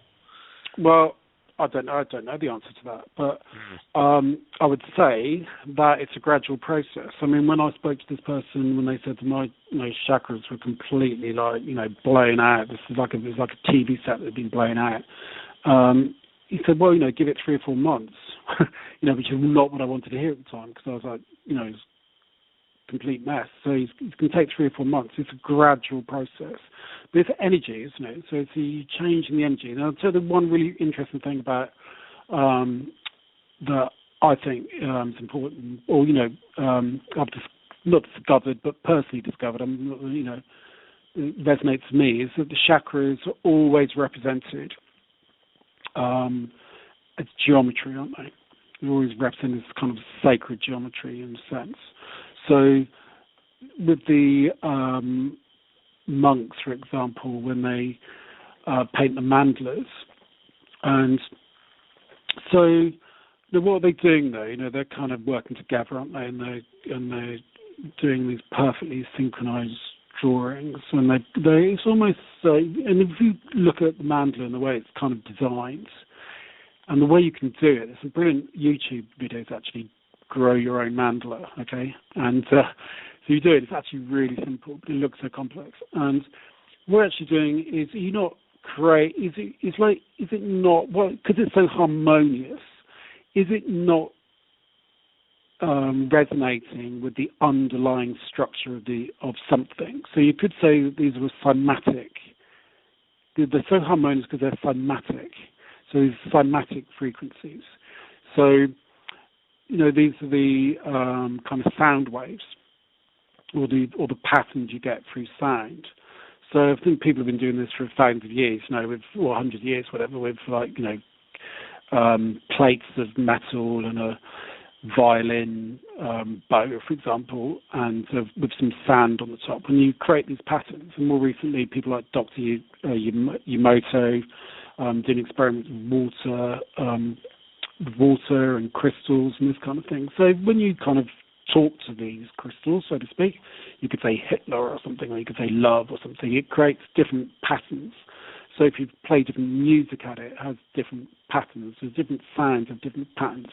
So what I'm saying is that the vibration changes the structure. So if you can get it to vibrate, if you can get your energy to vibrate at a different level, would you not be aligning yourself with an underlying structure, an underlying energetic structure? And the more harmonious that structure, the more aligned it becomes. So when people say I'm aligning my chakras, which is, meant absolutely nothing to me, before.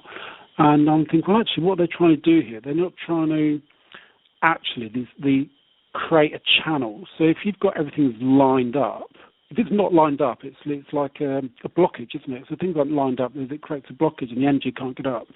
So if you've got emotional blockages, which I probably did, then, when the energy comes in, if it's not a clear channel, it's going to burst its way, it's going to force its way through. And that just exposes your blockages, isn't it? Do you know what I mean? It's like it brings them to the surface because you need to get them healed. So if you can align yourself energetically, then surely this energy can rise up, so to speak. So it could hit the pineal gland, and then you become kind of wide awake. So I would say that there's various ways of doing this. So I said, it's what you put in your body, isn't it? So it's the quality of the water or something like that, or what you say, what you look at, all your senses. So touch, taste, sight, all these things. People talk about heart-centered healing, don't they? So the other interesting thing about the chakras is, when I was saying show me the green, show me the green, show me the green, rather than hospital, well, it's the heart chakra. And, the heart chakra is quite interesting because it's the way it's depicted with geometry. In Hindu, it forms the kind of Star of David, isn't it? So, and it's made up of the four elements. So, alchemically speaking, it's the four elements. So you've got air, fire, water, and earth. And so it could be said that you've got these four elements, and they need to be balanced. They need to be in harmony. Okay.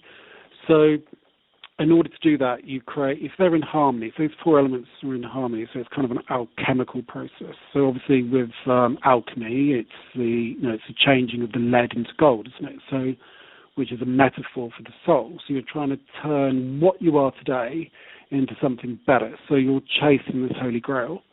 So you're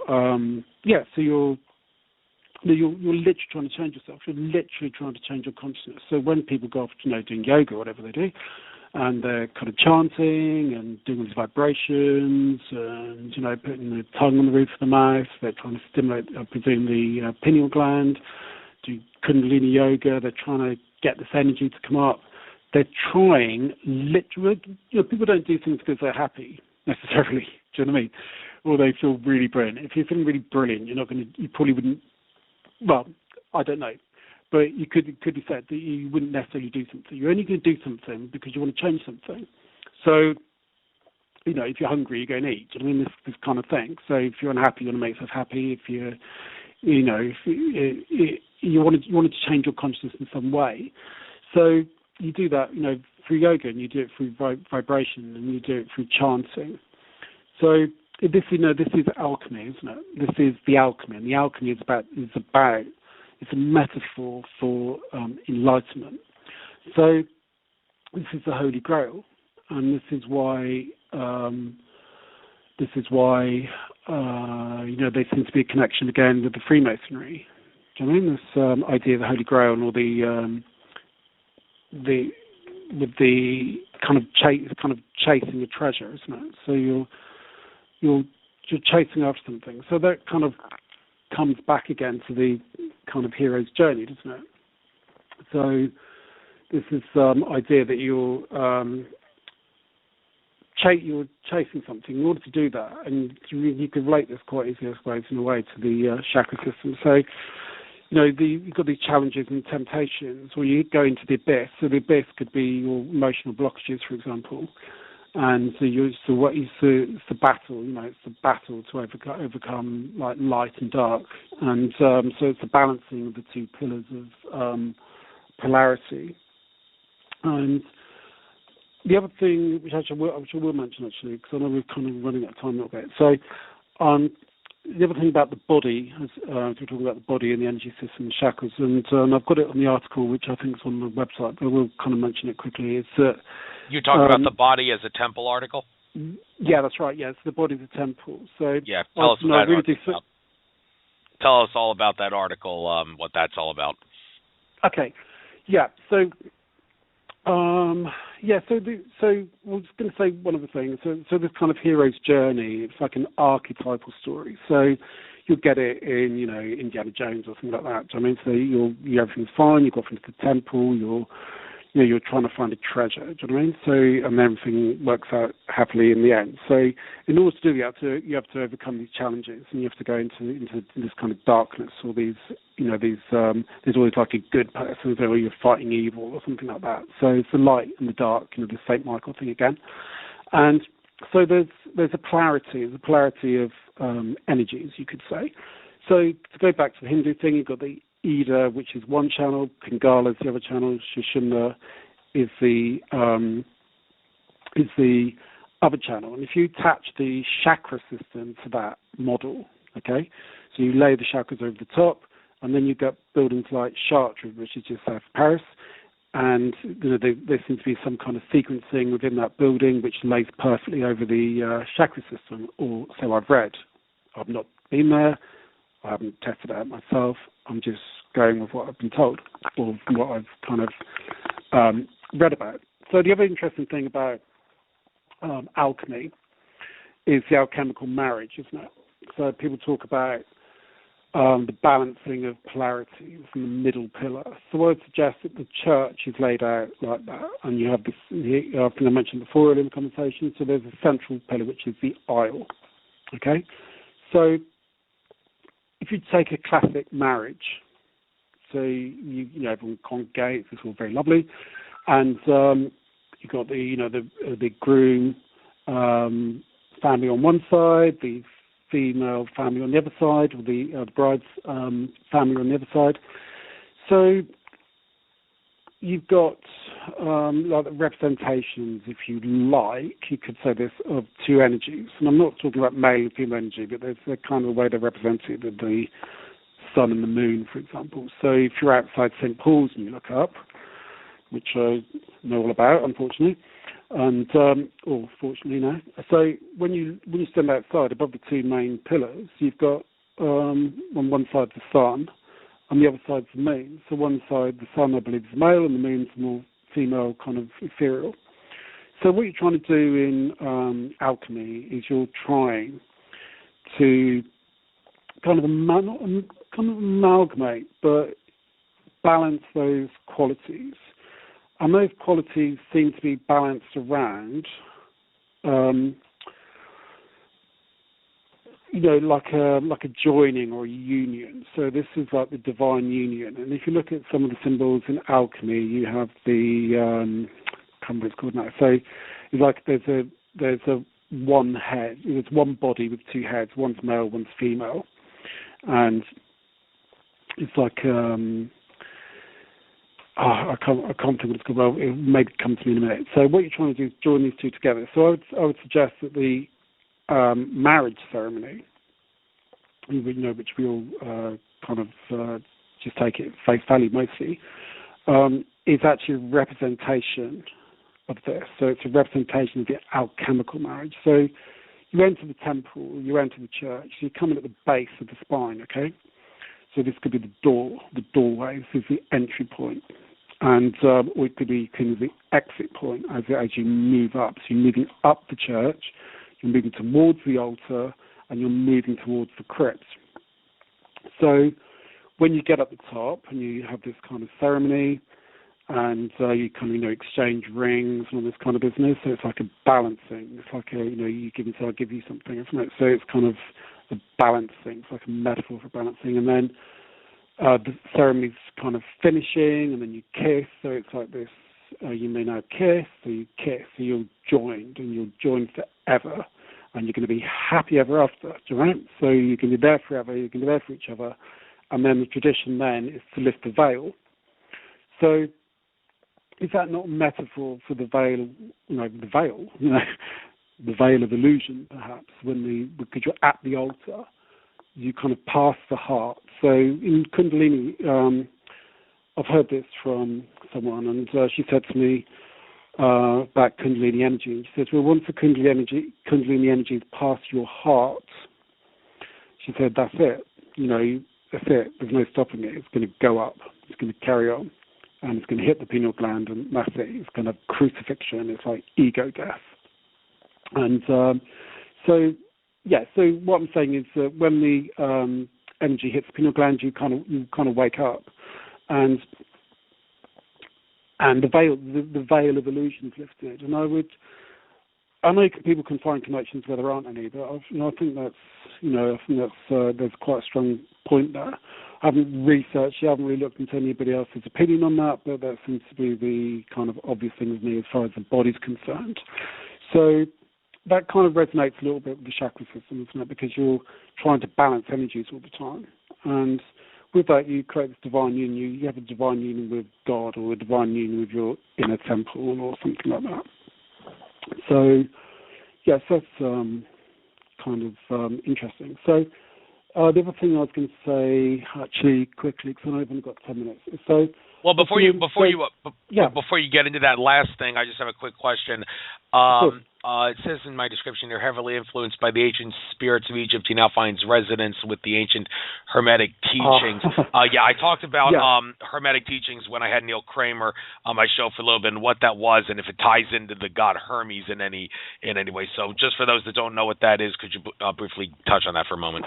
Yeah, I'll try. I mean, with you were talking about the Hermetic teachings, did you ask me? Yeah, so with the Hermetic teachings, it seems to be it's Hermes Trismegistus, so the Tris 3 times great, I think that means.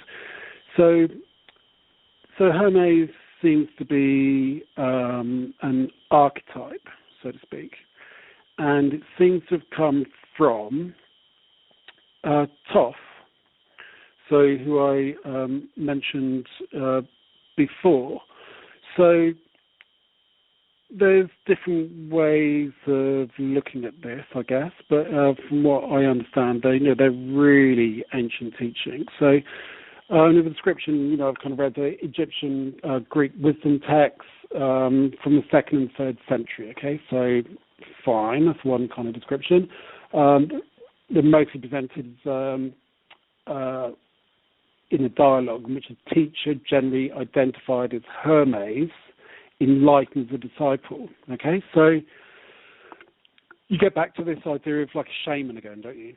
And so someone like, there's like an apprentice and there's a master, so to speak. So the text from the base of Hermeticism, so discuss things like, the divine, the cosmos, mind, nature, alchemy, astrology, and related kind of concepts like that.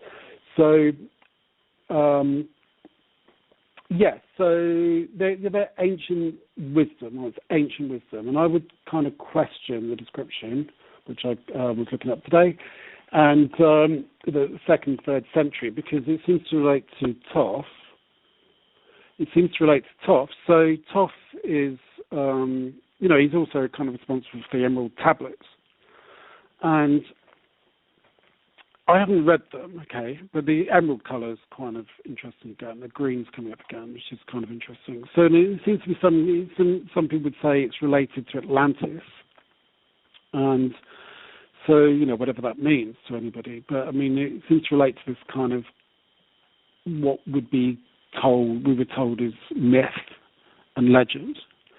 And with that, I would strongly suggest, and I know we haven't had time to talk about my photographs, but that's fine.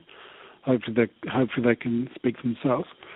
But so the myth and legend. So when I was thinking things that I thought were myths and legends, which actually seem to be real, and I would strongly suggest that not strongly suggest, but I'd suggest that maybe these teachings are, this is ridiculous. 2nd, 3rd century. I don't know what that means. I mean, so what the knowledge didn't exist before that. It'd be ludicrous to think that. I mean, the knowledge is the knowledge. Whether we know humans, know nothing. Do you know what I mean? The truth is always the truth, and is the truth. So these teachings, are talking about the literal nature of reality, aren't they? So they're talking about the way nature is, the way things are constructed.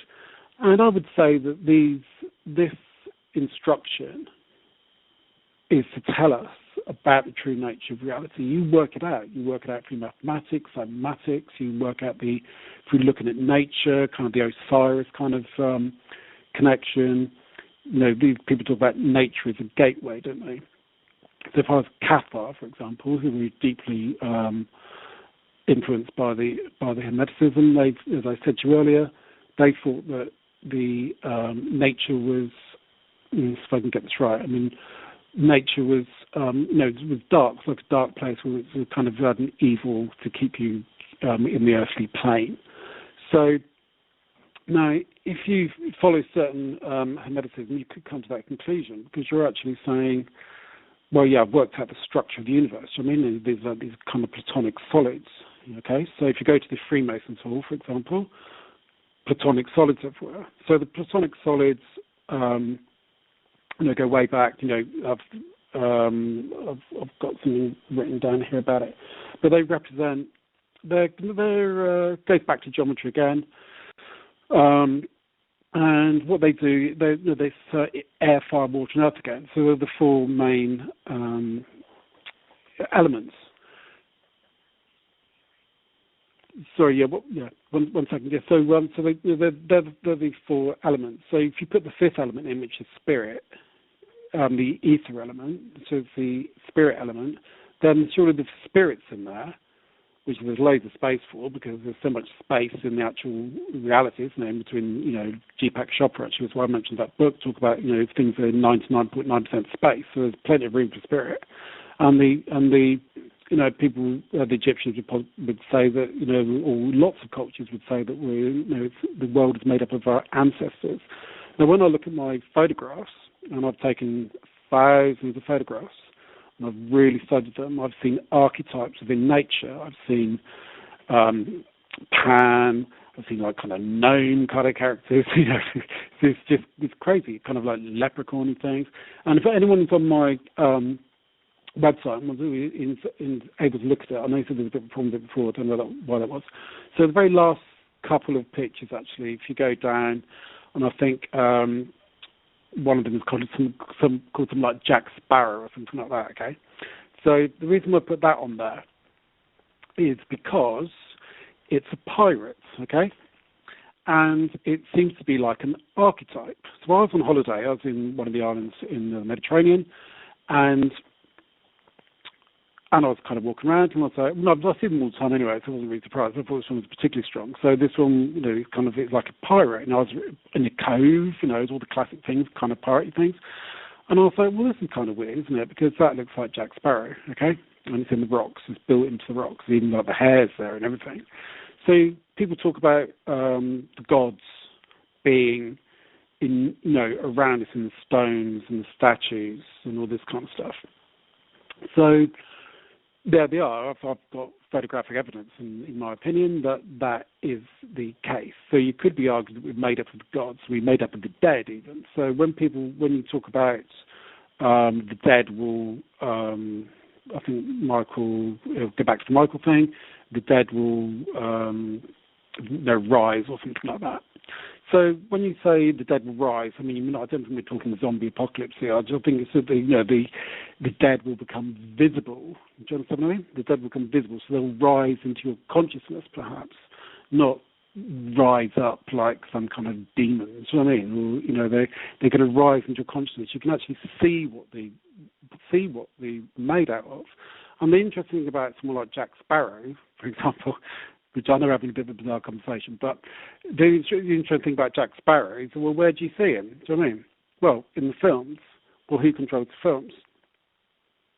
Well, you could say the Illuminati, okay? So what are they trying to do? Are they trying to wake us up and saying, well, these are the archetypes? It's kind of Carl Jung thing, isn't it? Or are they diminishing them? And they're trying to say, well, no, these are just made up stories. And these are just okay, you can see them, and you might be able to see them on some level in rocks and trees and all these kind of things. But if you turn around and say to somebody, oh yeah, I can see faces in clouds, I can see gods, I can see gnomes, I can see kings and queens and dragons and all this kind of stuff, do you know what I mean? Well, people can turn around and say you're crazy. Okay? So if that's the case, you've really got to question what the definition of crazy is, okay?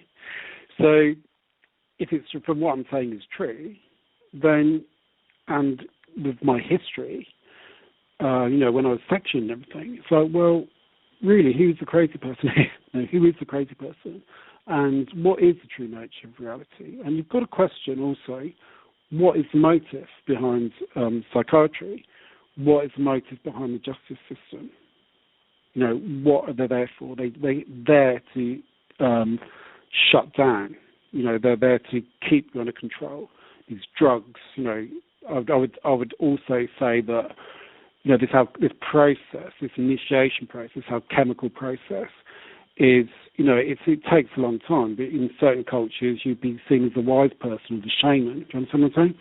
So if you shut them down with drugs, you're shutting down all the connections. And people say it's a chemical imbalance. Well, yeah, of course it's a chemical imbalance because you're having a chemical journey. Do you know what I mean?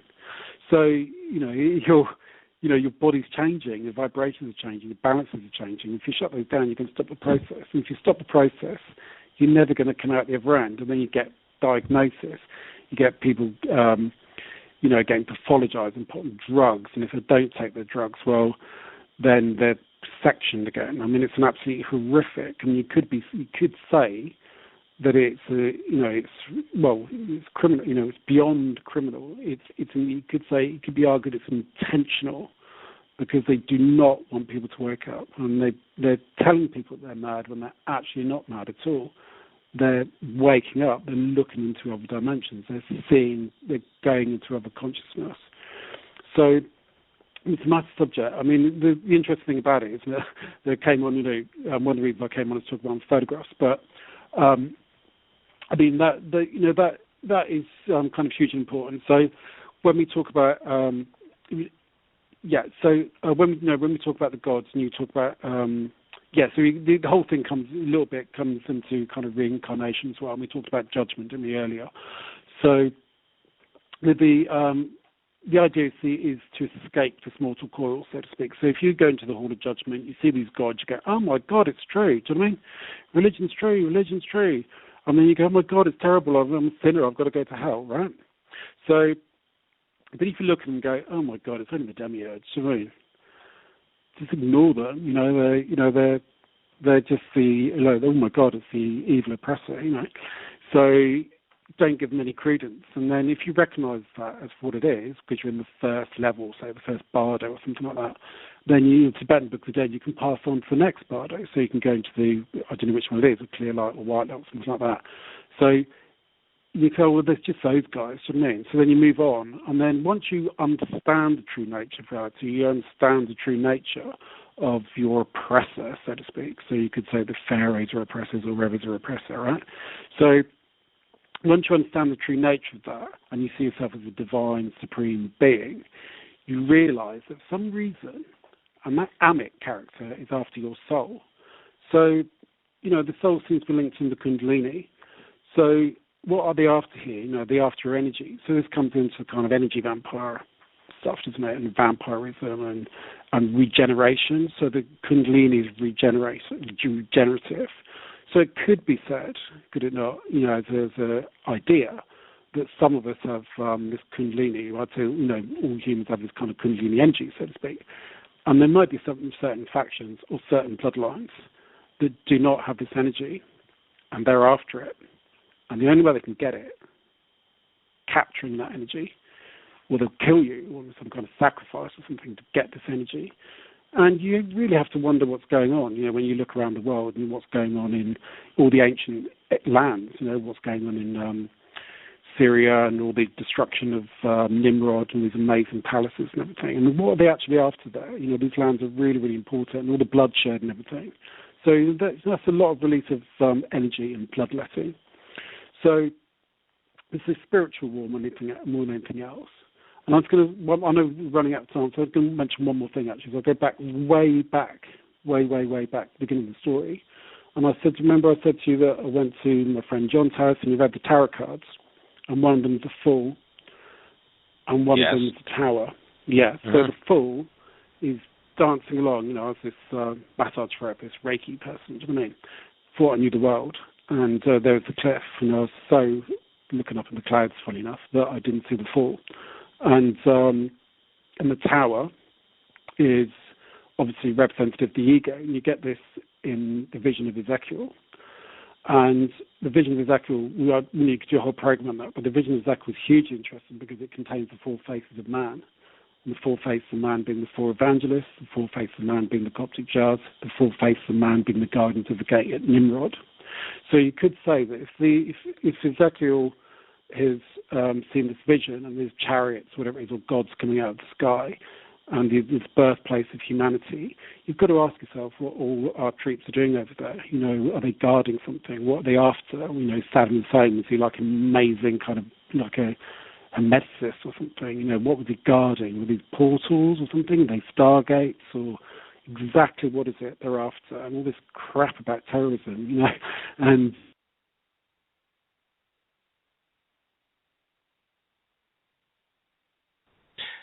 Well, he just dropped offline, but I don't know if he's going to call in at the moment.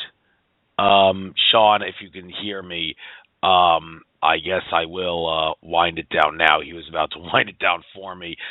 So I guess at this point, I'll conclude. If he calls in, I'll let him finish up. But I will conclude this show by saying I very much enjoyed having Leigh Hughes as a last-minute guest.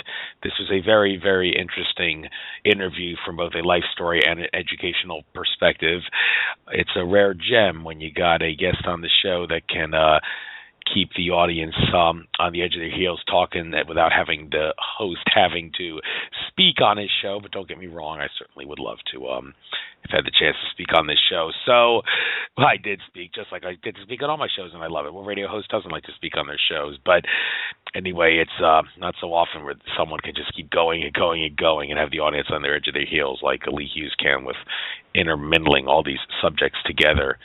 He's more of an expert than he thinks he is. Well, I'm only saying that because of some messages he sent me on Facebook, but I don't really get into that. That's kind of confidential. But anyway, this was a great interview. I will upload this and to YouTube, of course, just like I do on my other videos.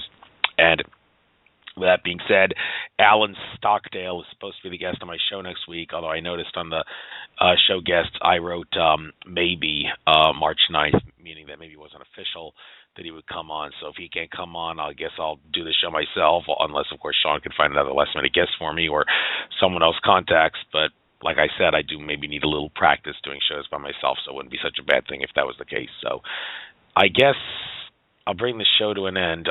Before I do, though, one quick message here. Yes, the show is over, so I'm just going to leave a message here to Leigh saying, I'll end the show. No need to call in. Oh, Sean's responding.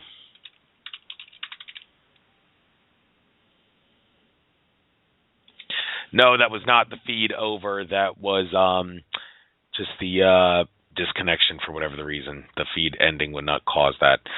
So that is the end of the show. Namaste, everybody. This is Andrew Fisher signing off from Nature of Reality Radio. Enjoy the rest of your trek throughout infinite consciousness.